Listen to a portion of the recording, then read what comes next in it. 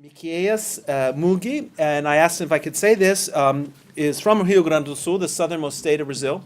His family were German immigrants that came in the 1890s, I believe, like many other immigrants from Europe coming to the New World to find a better life, to see if they could get land and work the land and improve their conditions.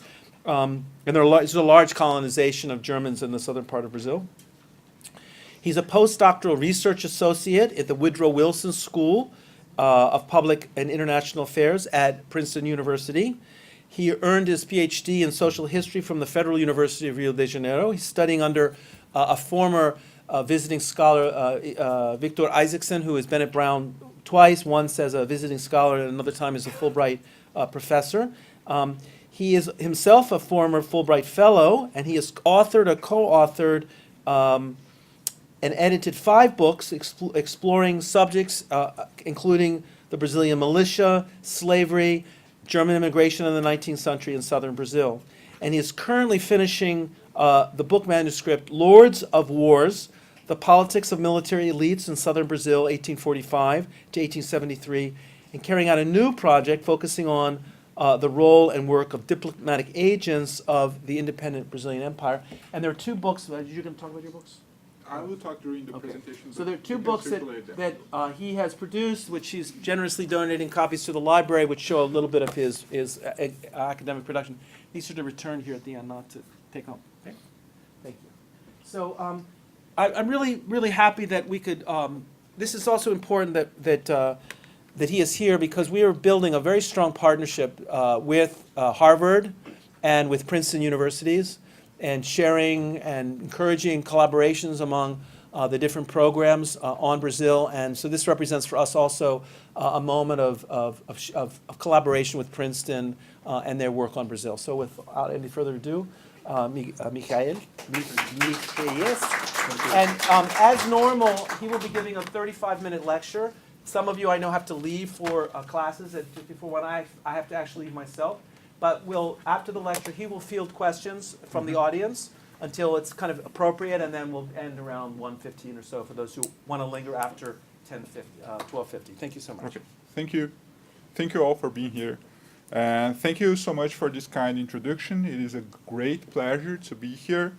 I'm very grateful for Professor James Green's invitation, and I also want to thank you everyone at the Brazil Initiative for making this event possible.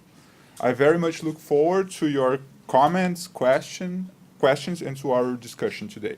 As Professor Green mentioned, I'm a historian of 19th century Brazil, interested in the military, elite formation, and statecraft, and in how slavery and European immigration have dovetailed with project of nation building. My book that is circulating called Ready to Cooperate, National Guard, Social Hierarchies, and Citizenship, focuses on complex mechanics of public neglect and struggles for recognition and accountability in southern Brazil. It explores how the political claims of German Brazilian settlers were actually incorporated into politics by local, regional, and national institutions, significantly shaping policy agendas. In this book, I write against a reductive framing of European immigrants as socially isolated, and show how they in fact contested unjust power arrangements and represented their own interests in public arenas. My other recent book, Histories of Slaves and Masters in an European Immigration Region in Southern Brazil, is a work of public history and has been incorporated into the curricula of local school systems in the state of Rio Grande do Sul. Countering hegemonic narratives, this work illuminates how slavery was embedded in everyday life in almost every economic activity in the south of Brazil throughout the 19th century. This work is very much in line with current efforts throughout Brazil and the United States to recuperate the social, political, and economic role of slaves in areas where slavery was supposedly not deeply ingrained. In the book, we unearth and problematize the ordinary ways in which migrants, free workers, and the educated class coexisted in environments shaped by the presence of slave labor. Elements of these works will pop up in my talk today, which scrutinizes the socio-economic origins and political articulations of Brazil's 19th century military elite, with a focus on the workings of the Guarda Nacional, or the National Guard, in the country's southern frontier region, where I came from.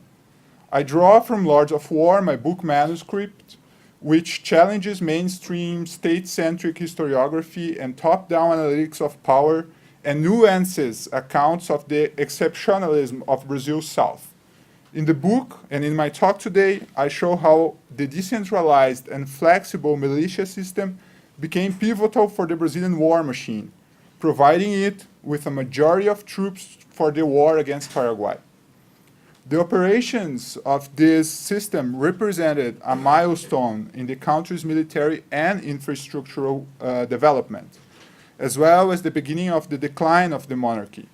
Close attention to the workings of these peripheral Senhores da Guerra, or warlords, sheds light on how the modern Brazilian state was formed in contexts of emergency and war, and illuminates the ways in which frontier roads were militarized and nationally integrated. So let me begin. We do not want to be ruled by civil commanders, nor by bankrupted traders that used to sell liquors in their markets. A letter signed by old and sick soldiers stated in June 3rd, 1867. They were in service in the frontier city of São Gabriel, guarding the border between Brazil and Uruguay. A significant part of this group had already served the nation for roughly 10 years during the Civil War in the south of Brazil from 1835 to 1845. Some of them had been recruited in the northern provinces of the country during the first years of the Paraguayan War. Their wage always arrived late and were spent for the most part in the trade house of the superior officer, where everything was priced 3 times the ordinary prices. Unsatisfied with this situation, the soldiers ignored the established military hierarchy and complained directly to the president of the province of Rio Grande do Sul about their commander. And I quote, "This civil officer offended us with the name of Negroes, and with all due respect, your honor, sons of bitches," unquote. And finally, they complained, "This man," I quote, "who wants to be a congressman, will sustain the situation for us to vote for him." In their complaint, they hoped to reach Dr. Francisco Inácio Homem de Melo, the president of Brazil's southernmost province. The letter reveals key information concerning the apparatus of the Brazilian Empire. First, that 2 institutions composed the armed forces: the Standing Army and the National Guard, also known as the Militia. Second, that the period of war, the Paraguayan War, had foregrounded institutional tensions and interfered with established loyalties. Militia officers, in fact, made up the largest group of military commanders in service in 19th century Brazil. Their military experience was acquired during practical campaigns in the battlefields. The relations between commanders and soldiers, far from being professional, were enmeshed with private, political, and economic interests. I am interested in the socioeconomic origins and networks of these half-civilian officers, or what I call 19th century Brazil's war elite. In my research, I have focused on 40 men, National Guard colonels, marshals, and brigadiers, invested in commanding 30,000 militiamen in the province of Rio Grande do Sul from 1845 to 1873. Who made up the pivotal gear of the Brazilian war machinery, during that period, the southernmost province was the central node of imperial efforts of pacification, intervention, and national integration. For example, the mobilization for the Paraguayan War called up only about 3% of Brazilian free males of military age. In Rio Grande do Sul, this rate reached 27%. By shedding light on this intermediate level of government, one can see how local and regional elites, as well as subaltern groups, participated in politics via war machineries in this contested frontier area. Over the last decades, studies in Brazil have focused on the imperial administration and the role of its central authorities. Scholars such as José Murilo de Carvalho and Ilmar Matos have explored the life trajectories and choices of an uneducated elite and showed how its members shaped and controlled the Brazilian state. Other scholars have suggested that this elite-centered account has at least partially ignored electoral practices, military institutions, and diverse forms of political participation throughout the country. From this perspective, one could ask, why did people seek participation in these processes and institutions to the point of creating enemies and even risking their lives? And how did people perceive and shape the local existence of the state? As you hear throughout the talk, my own approach to the 19th century politics and power starts at a meso level. It focuses on a socially articulated structure of power, the militia system, its commanders and soldiers, and its internal politics. I build on the works of the likes of Richard Graham, Miriam Dolinikoff, Maria Fernanda Vieira Martins, and Vitor Isaacson, who have shown that the modern Brazilian state was more the result of a continuous interaction between court and peripheries than a top-down project designed by an internationally educated central elite. The national elite, of course, was certainly a powerful actor, yet its decision-making and governing practices were connected to the workings of provincial and local elite groups. The negotiations between these various actors was actually the norm, responsible for guaranteeing the mechanisms of the political system through struggles between rival political factions and exchanges of various kinds. My analysis also builds on the important work of scholars such as Joseph Love, Fernando Henrique Cardoso, Charles Chastain, and Jeremy Edelman, who have emphasized the political and economic significance of frontier zones in South America. As you'll see throughout this talk, Rio Grande do Sul has indeed enabled alternative diplomatic routes and a unique form of statecraft via war. In line with a liberal agenda, the Brazilian National Guard was created during the Regency period in 1831. Conceived in a moment of political crisis, it was invoked to guarantee public safety and order, intended to defend the Constitution, as well as freedom, independence, and the integrity of the new empire. In practice, things unfolded differently than expected.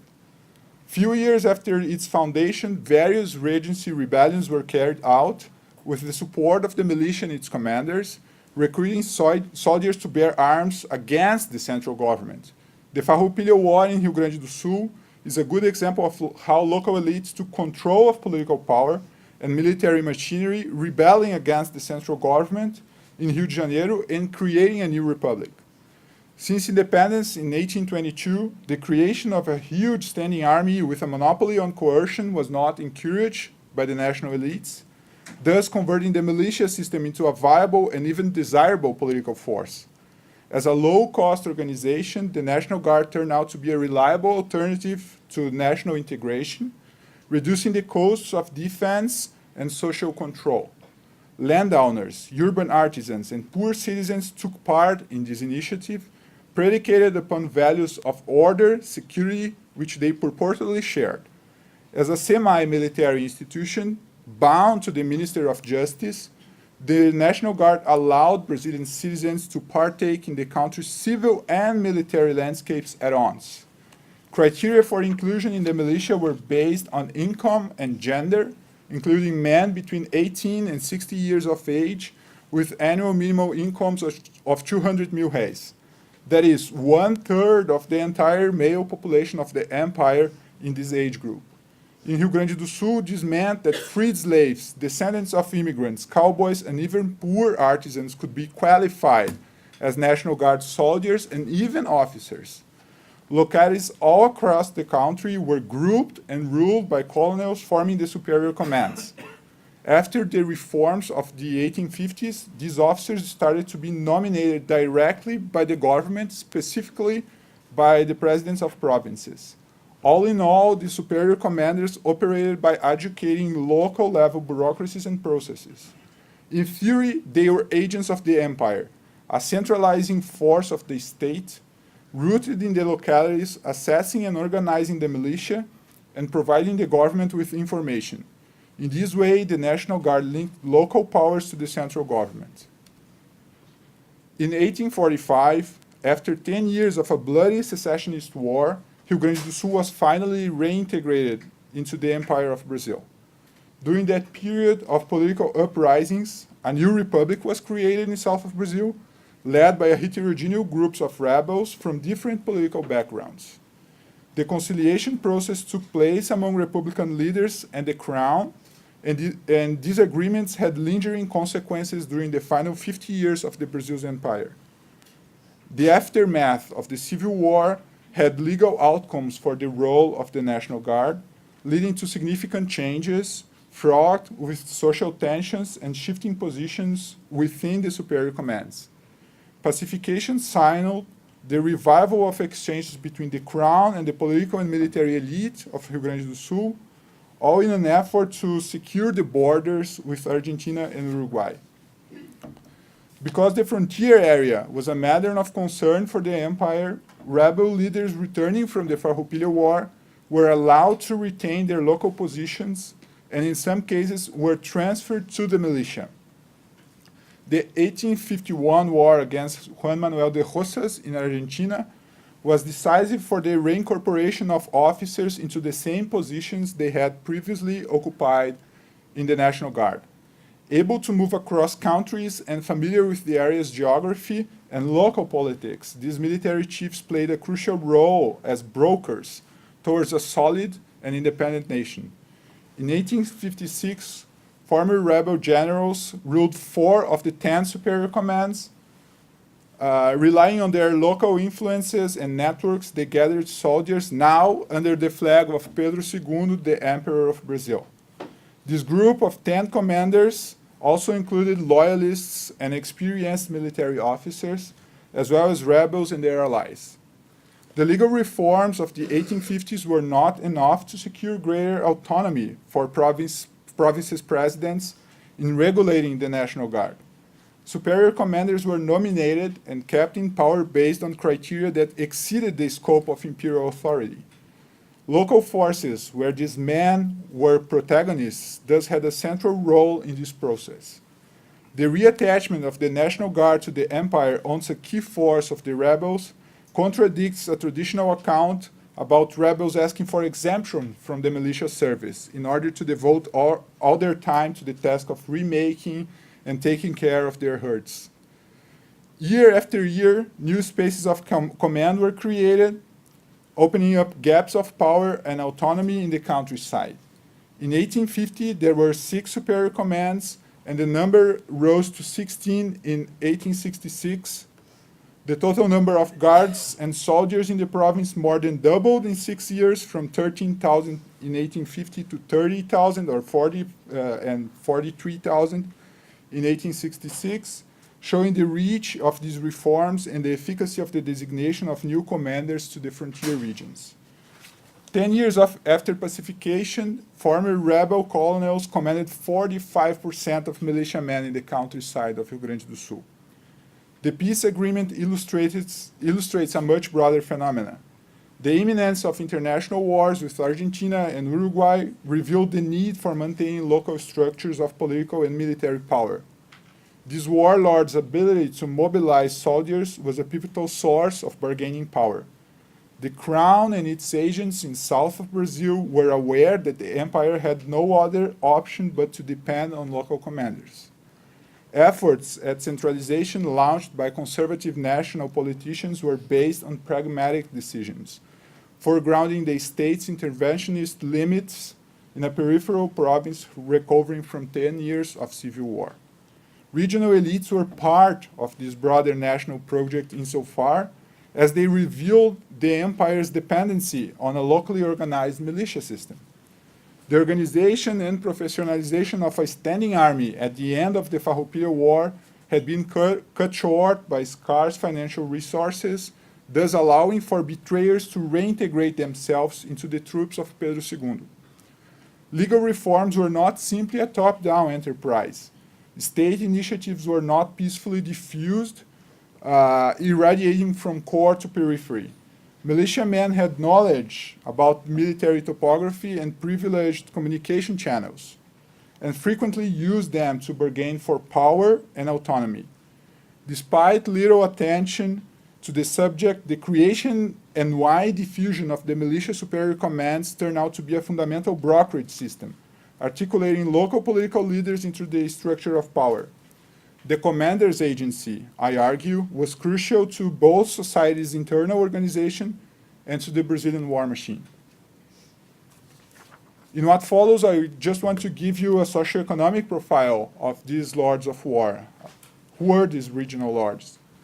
The incorporation of these rebel militiamen into superior command positions in the years following the Civil War demonstrated that rather than civil conflicts, the protection of the national borders was at stake. Although patriotism also was part of the equation, this position also opened up an arsenal of possibilities for upward social mobility. In some localities, the superior commander held his position for more than 25 years. Considering 26 cases out of the 40 commanders for whom data is available, the majority of the commanders were between 50 and 59 years old at the moment of their nomination. The table also shows that the average age for acceding to the highest position within the National Guard was 49 years, revealing an overall experienced group. They certainly lived longer than the majority of military men in 19th century Brazil. Of the 26 officers, just 7 were below the age of 18 at the time of the Farroupilha Civil War.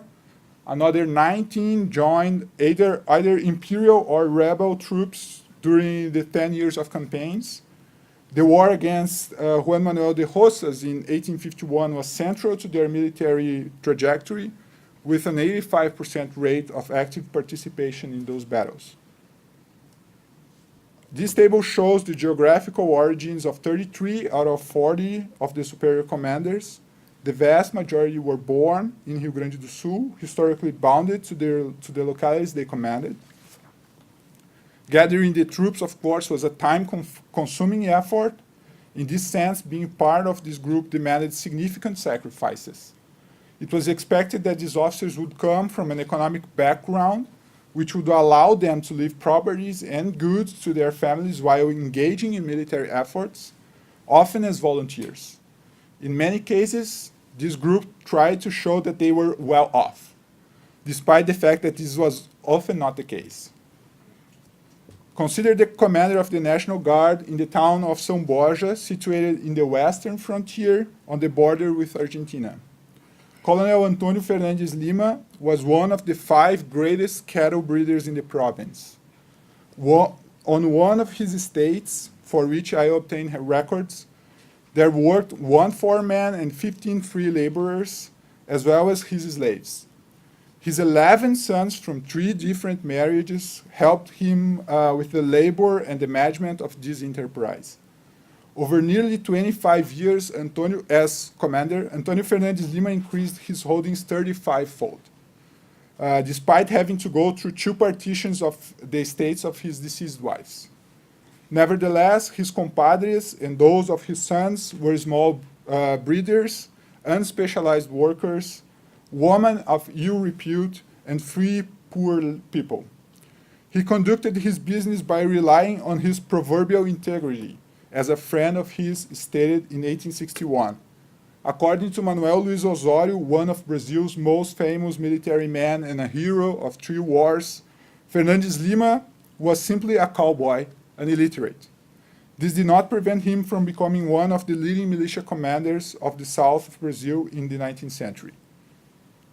The Lima of São Borja cultivated an extensive network of relationships that included family members, their slaves, and crucially, the indigenous peoples who occupied the borderlands and temporarily worked as free laborers, fulfilling tasks that did not require specialization. The remuneration they received included favors, the right to work leased lands, or else a modest sum of money. In the words of his friends and enemies, they comprised Colonel Lima's Indiada, which roughly translates as Indian horde. Sustaining it involved emotional attachments, loyalties, and reciprocities, but also domination and hierarchy. Transforming these indigenous workers, freed slaves, cowboys, etc., into army troops proved essential to connecting the center and peripheries of a state in the making. Ruling a militia and not a regular army required sometimes having money or credit available to spend on uniforms and weapons, gifts, help, and donations.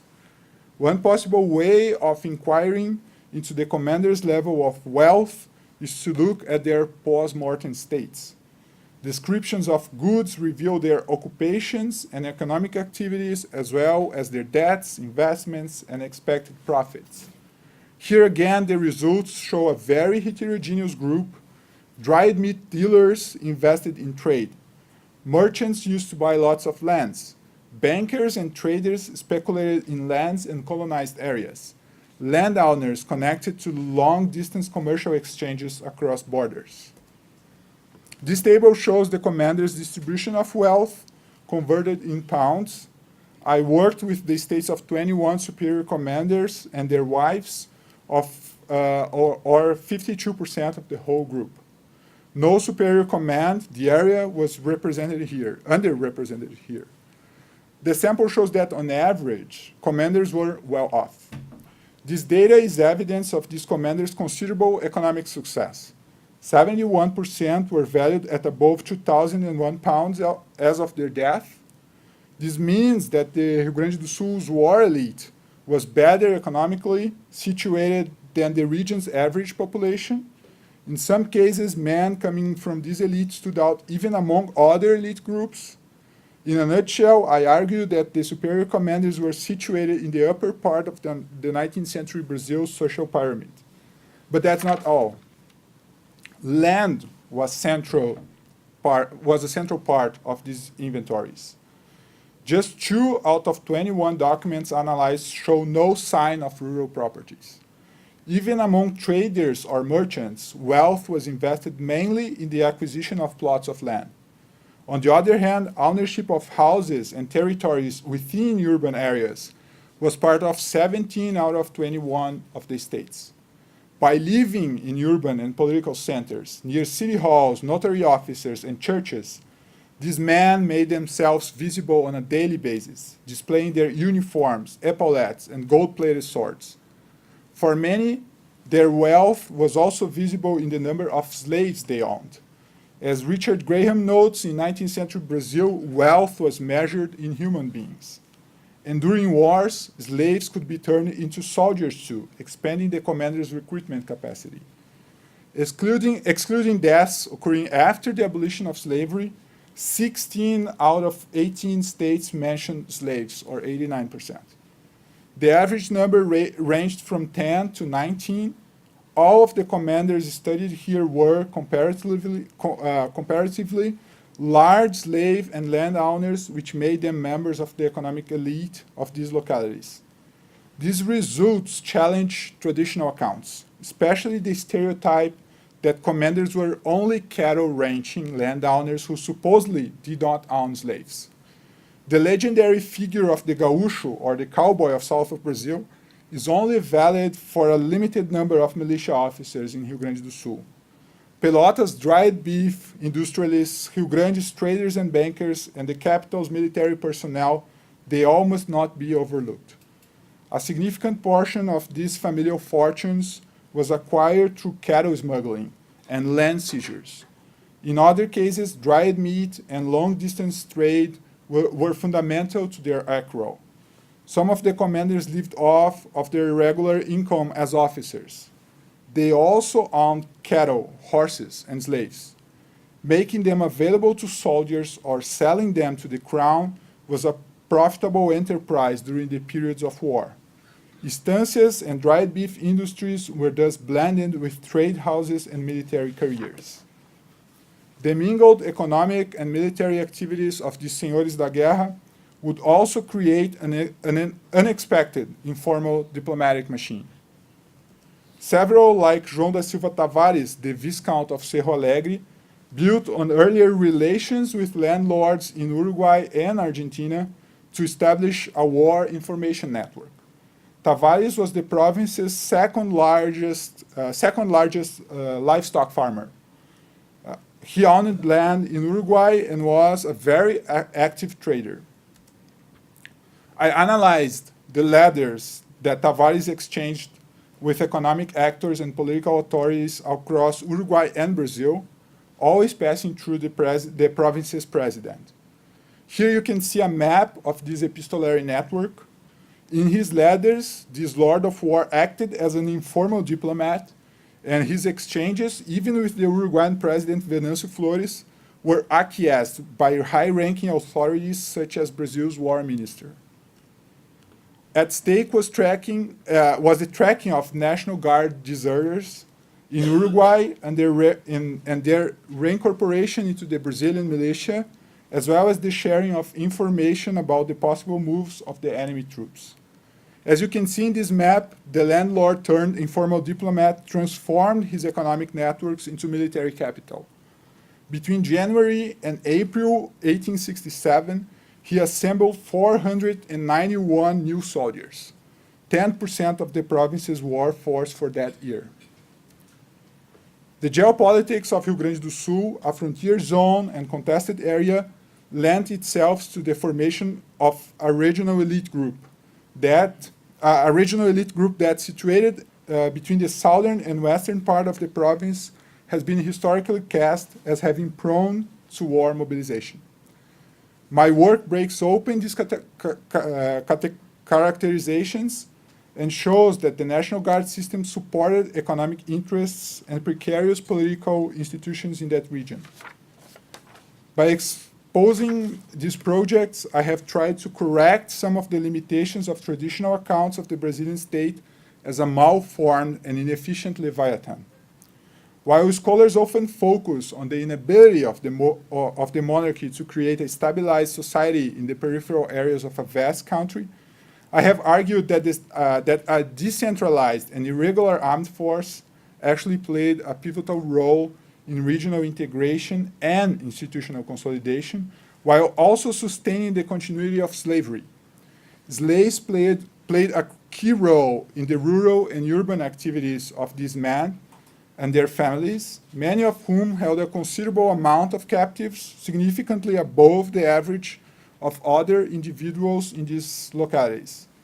In the process, the National Guard became an effective instrument to settle regional disputes over sovereignty and to prevent political defeat and secession.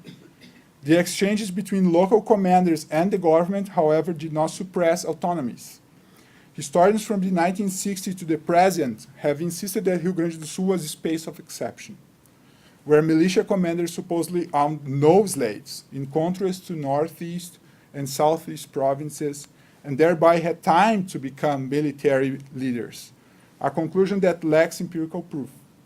Slavery was in fact essential to this local machinery, and empirical research shows how this was also the case for the peripheral areas of the country, such as the province of Rio Grande do Sul, where the ownership of slaves allowed militia officers to constitute a war elite. All in all, the consolidation of southern boundaries depended on the formation of a slave society. War, frontier, and slavery were central and inseparable factors in shaping the Brazilian Empire's politics and boundaries. The Paraguayan War, finally, represented the peak of the influence of this militia system in southern Brazil. At this juncture, lords of war such as Silva Tavares turned transnational mercantile routes into corridors through which men in arms flowed to the front, the war front. Others, like Fernandez Lima, recruited indigenous hordes. The commander of the National Guard of the capital made deals with local businessmen who used their influence and money to create a network of substitute soldiers. This malleable regional war machine developed under the watchful eyes of the central government. These military operations speak to the ability of the monarchy to engage and benefit from decentralized institutions and from overlapping economic and political networks. In a short period of time, and in this context of emergency and war, the southern warlords and their militias became fundamental to the independent country. Upon returning home after the war, the victorious officers received all kinds of honors from the imperial government. Of the 58 Southerners who received nobility titles between 1860 and 1880, 26 were National Guard officers. Due to their war and state-building efforts, the superior commanders were placed at the top of the Brazilian hierarchy of the time. The Rio Grande do Sul warlords took up these high-powered positions as ministers and senators, growing ever closer to the crown. Now close to the central power after the war, this group feared that they might lose their control over local populations, especially because recruitment, military recruitment, was becoming a centralized affair, even though there was a lack of expertise to make this happen. Paradoxically, the temporary growth of military institutions affected the operation of the client networks that had been so important for military organization, and also for the militia system. After the Paraguayan War, the warlords of southern Brazil feared a permanent extension of central powers, and this suspicion will become a hallmark of the relationship between this southern province elite and the central government well into the Republic. By the end of the war, the imperial political system had been severely damaged. Its finances were drained by repayment of loans to foreign investors. There were no funds for providing help to exhausted veterans. The National Guard was no longer an option for large-scale military mobilization. It ignited political and personal conflicts, generated a new ennobled group that demanded political participation. After all, for soldiers and low-ranked officers, the war efforts generated debts, resentments, and few practical benefits. A regional elite group was thus empowered, but the main institution that had supported them had lost its reasons to exist. Promises were not met, slaves had been liberated, and the young Brazilian man would increasingly revolt against military recruitment agents and the imperial government. Thank you.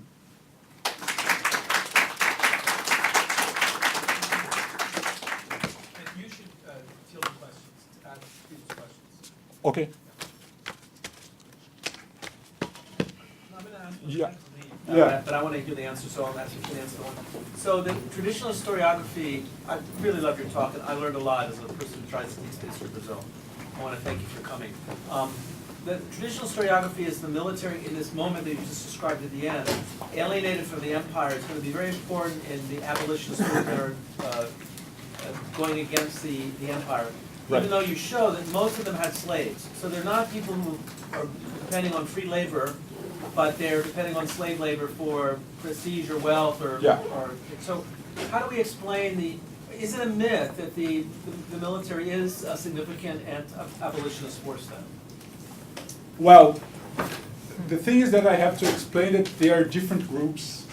This group did not participate, almost not participated in this new plan for a new country, right? They were part of the militia system, and they were actually, as Vitor's action shows, this group that actually growed in power and had a strong relationship to the abolitionist movement were part of the army that was being professionalized after the war. So they were not the same guys, I think, because some of these guys after in 1893 rebelled again against the Republic because they want more decentralization, and of course they were thinking about the good times when slavery was still there. I don't know if I answered.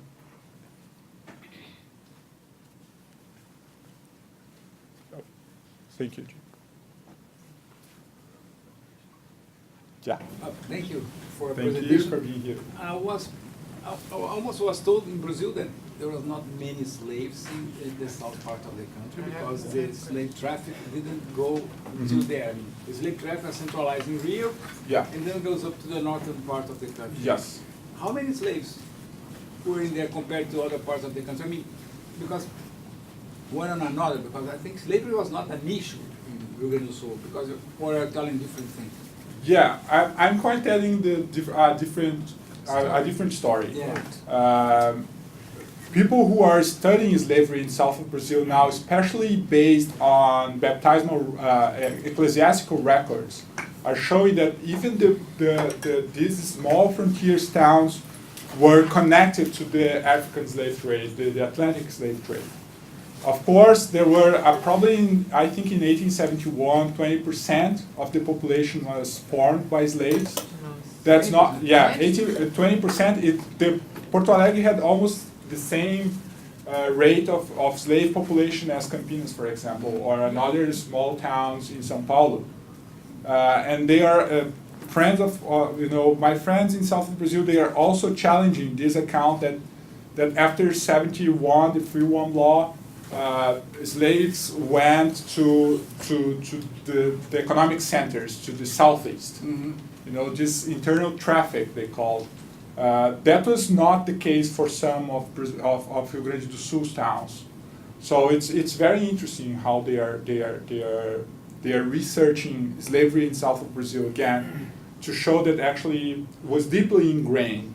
Even, in this book, I started this book that it's right there with a letter from a German immigrant who arrived in 1824, and in 1826 he sent a letter to the emperor asking if he could buy a slave, because he was just amazed how slavery was working in south of Brazil, and he lived in this small town. So I think that, as my colleagues in south of Brazil are developing their research, I think the slavery was deeply ingrained there. But was included in the slavery market in Brazil because, Yes. 4 million slaves are Yeah. in Brazil. Yeah, especially in the mid-century, there were even illegal disembarkation of slaves in south of Brazil. So it was connected to the transatlantic slave trade. May I have another? Yes, of course. Because you said, because you put a table where the guy became a commander. Yeah. With the age 46, or almost half of them became commander at the age of 50 something. Mm-hmm. What the life expectation there? Because you became a commander before you die, or you became a commander because you're going to die, or what's the life expectation once? Right. I think, of course, these, as I am showing here, they were well off. They probably were, these huge families, they had internal politics, So one of them actually became a military commander. The other one went to São Paulo or Coimbra to study law. Mm-hmm. And the other one studied medicine. So they had plans. And sometimes, of course, bad things happen. But the thing is that not all of them went to the war front. They were recruiting people in the home front and stayed in Rio Grande do Sul. They were just gathering soldiers. They were not commanding them in the front, in the war front. So, but I think of course they are the exception. It was probably 40 years, the life expectancy, 40 years for men in Brazil. I think I'm still being really positive about this number. If you include slaves, it would be like 27 or 29 years old. Did you say that Rio Grande do Sul elite had the same autonomy related to central government?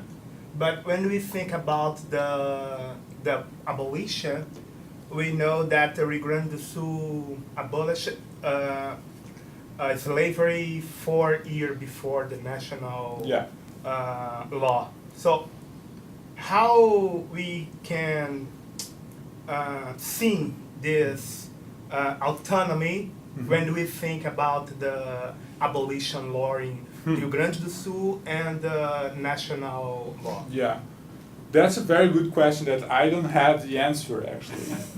I'm not a specialist in slavery itself. I'm connecting the slavery to the military efforts, but I think they were more autonomous than we think.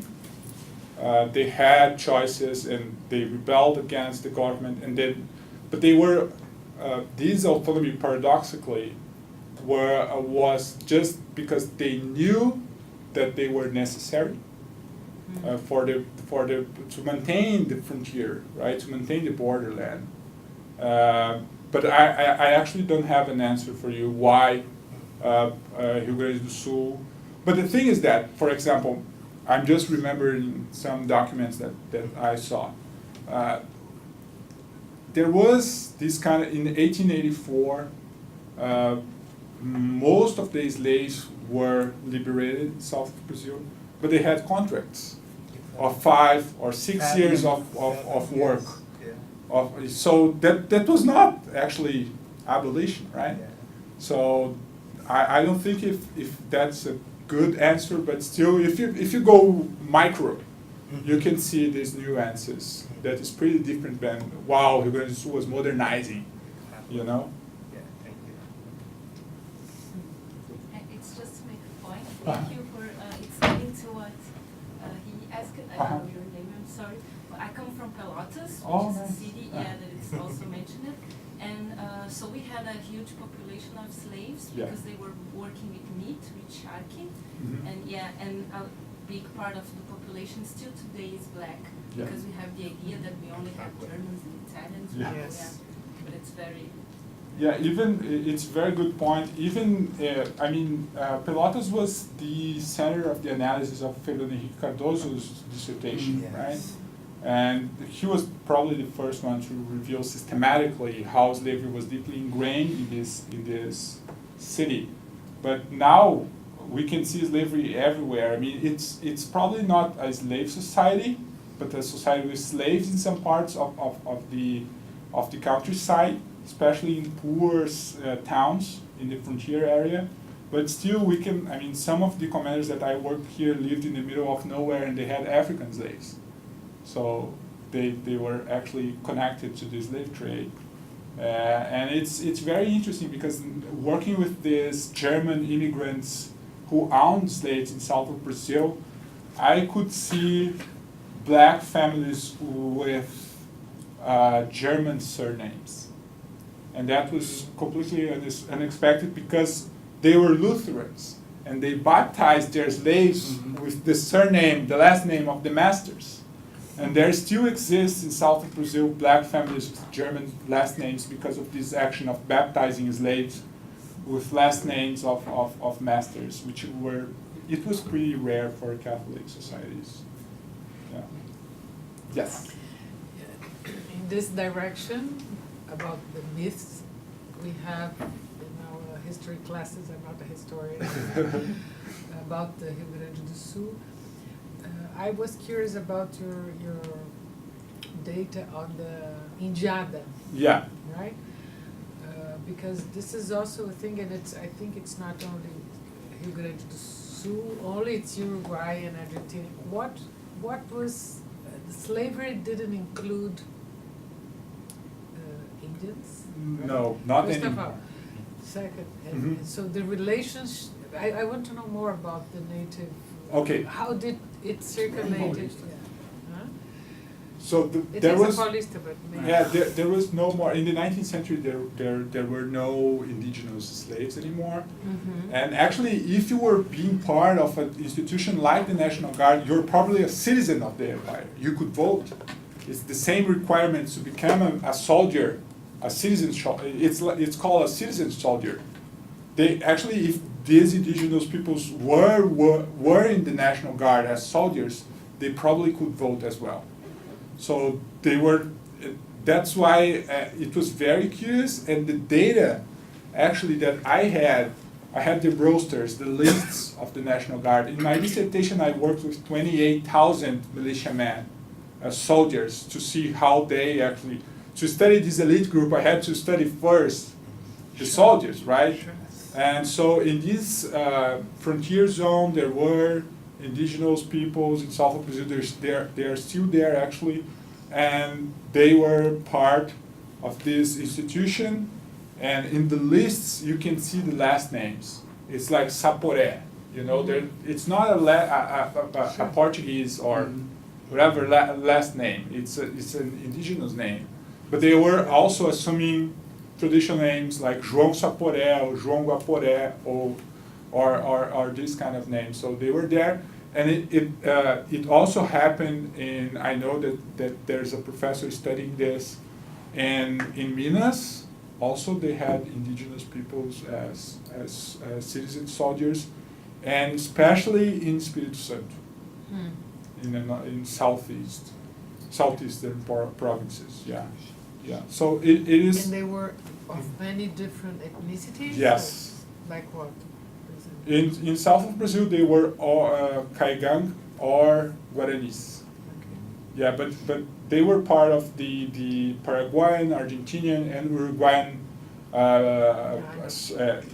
armies too. Oh, armies. Yes, they were recruited as soldiers, but not as citizens. So yeah, they were. I mean, there are a couple of reports from the war front saying that Brazilians were killing indigenous during the war front, the battles of the Paraguayan War.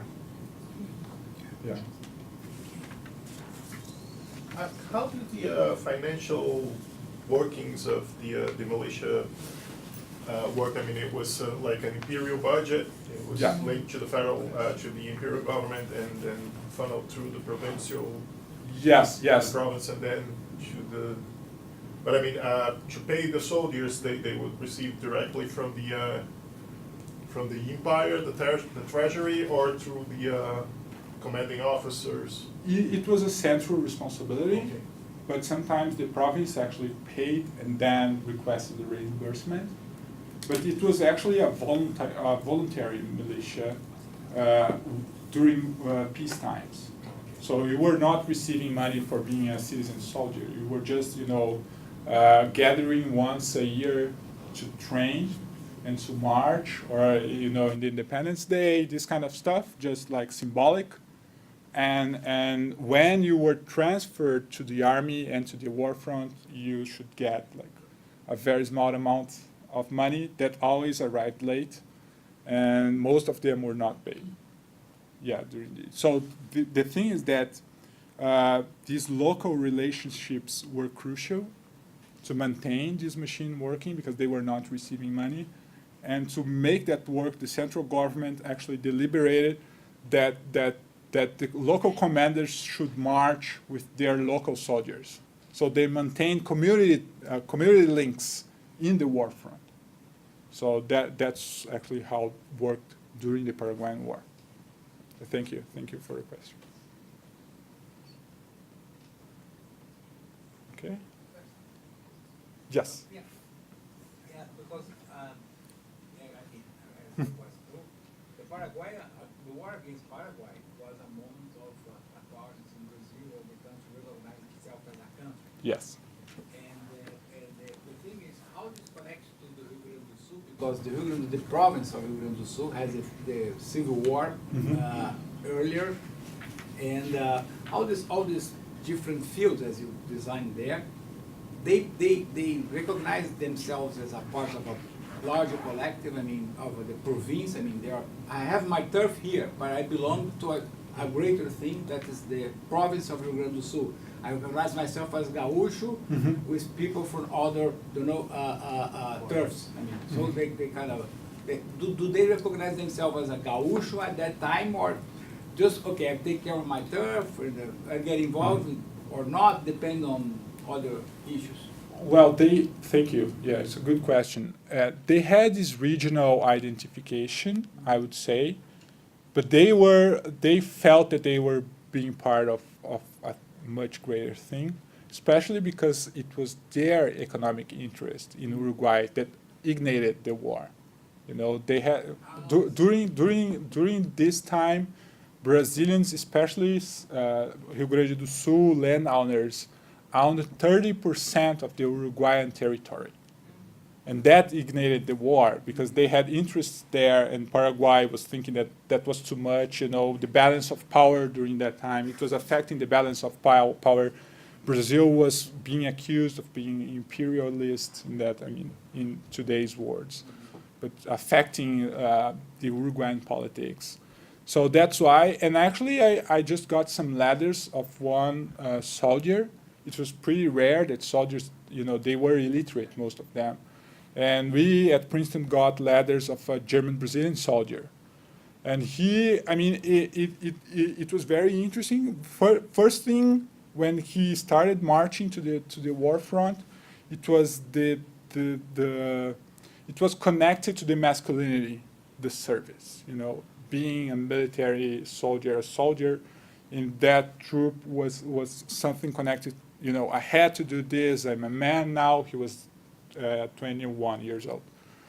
And then the emperor went to Rio Grande do Sul in 1865 after the invasion. And that guy, he wrote, now I'm feeling I'm feeling Brazilian. I'm a Brazilian guy now. I'm fighting with my friends here, We hate these Paraguayans. They were like pigs, That was the discourse in the letters after this visit. So I think it worked pretty well, this visit of the emperor in south of Brazil in 1865. And they gathered volunteers, patriotic volunteers, especially in the first phase of the war. So in some ways, the war helped to heal scars from the Civil War. Yes, especially because they were also selling things to the crown, Some of these commanders, one of them of a small town called Cruz Alta, sold 4,000 horses. So he earned lots and lots of money. So war was not only about their territory in Uruguay or the geopolitics. They were earning money and reproducing a very established hierarchy. But this system actually also allowed some kind of dynamic that poor artisans could become militia officers and create even more inequality in these small towns, because now they were part of the Brazilian Empire. They were dressing like militia officers. They should be respected.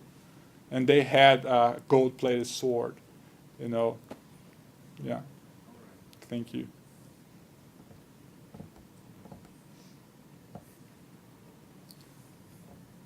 That's it. Thank you so much for being here in this rainy day.